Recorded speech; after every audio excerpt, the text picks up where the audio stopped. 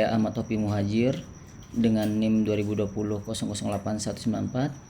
Di sini saya akan menganalisis uji analisis. Nah, setelah itu maka dari itu pertama kita akan melihat dari data SPSS dari data Excel yang kita cari itu data total dari BE hingga BL. Yaitu kita menguji asumsi klasik. Maka dari itu, karena saya sudah memasukkan datanya ke dalam SPSS, kita langsung saja ke SPSS-nya. Nah, di sini kita udah setelah dari Excel kita masukkan ke data view. Ini total dari BE hingga total dari BL. Maka dari itu kita lihat variabel view-nya. Kita pertama namanya kita ganti menjadi total BE hingga total BL.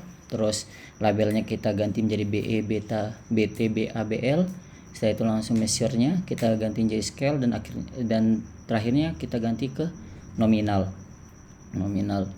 Nah, selanjutnya kita pergi ke analisis, terus ke regression. Baru setelah itu kita ke linear. Nah, setelah dari linear, maka dari itu karena kita BL-nya ini BL loyalitasnya kita masukkan ke independen, terus BE, BT, BA kita masukkan ke blok 1 of 1. Nah, selanjutnya kita masuk ke dalam data statistik. Nah, di sini kita centang culinarity diagnostik, terus pergi ke continue. Maka dari itu langsung saja kita ke plots yang di bagian Y-nya kita masukkan as receipt, terus yang di bagian X-nya kita masuk zrate kita masukkan ke dalam data X-nya. Lalu histogram dan normal probability-nya kita centang, continue. Setelah itu langsung kita ke save, langsung kita centang di standardized, lalu continue. Nah, baru kita ke OK. Nah, di sini langsung kita bisa melihat sendiri data-data yang akan kita jelaskan.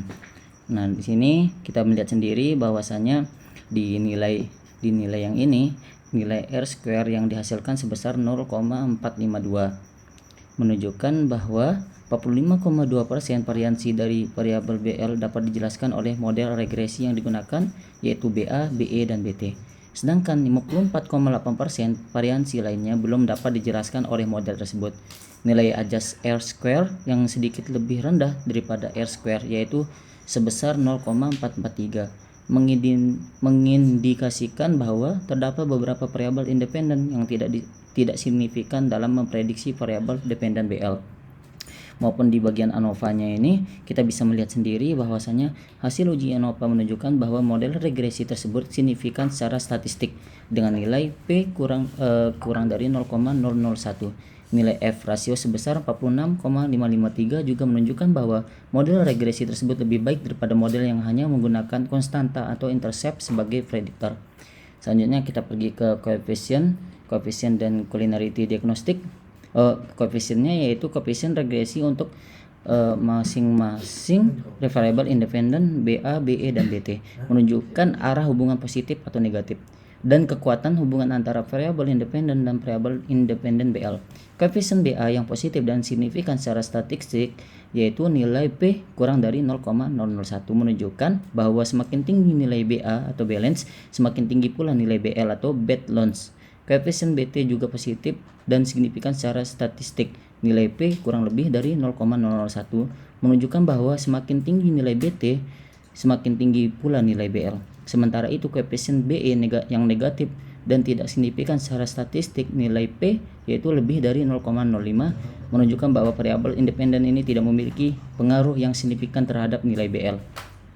Selanjutnya kita bisa melihat sendiri dari nilai dari culinarity diagnostik, yaitu nilai tolerance dan VIF menunjukkan adanya masalah multikolineritas dalam model regresi tersebut.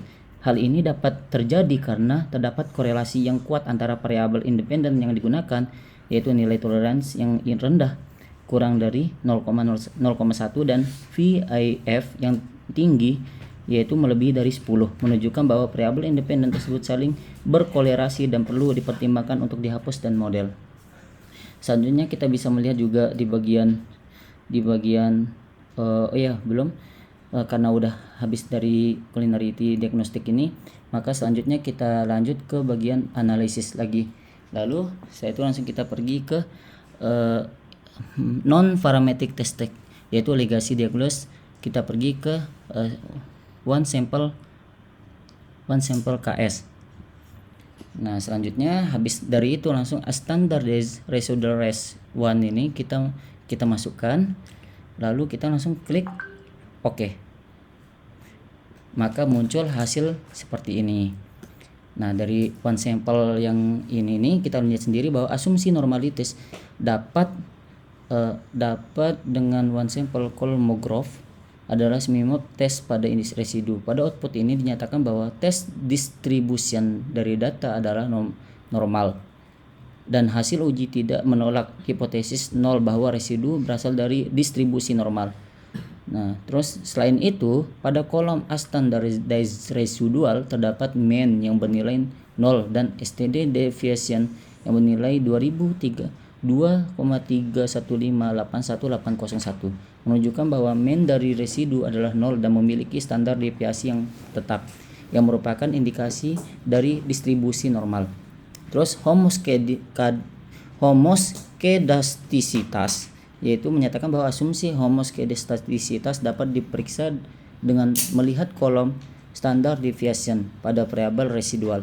Pada output ini nilai standar deviasi dari residu adalah 2,31582 yang menunjukkan bahwa variansi dari residu tidak berubah secara sistematis dengan nilai-nilai prediktor. Linearitas, yaitu asumsi linearitas dapat diperiksa dengan memeriksa scatterplot dari variabel prediktor dan variabel respon.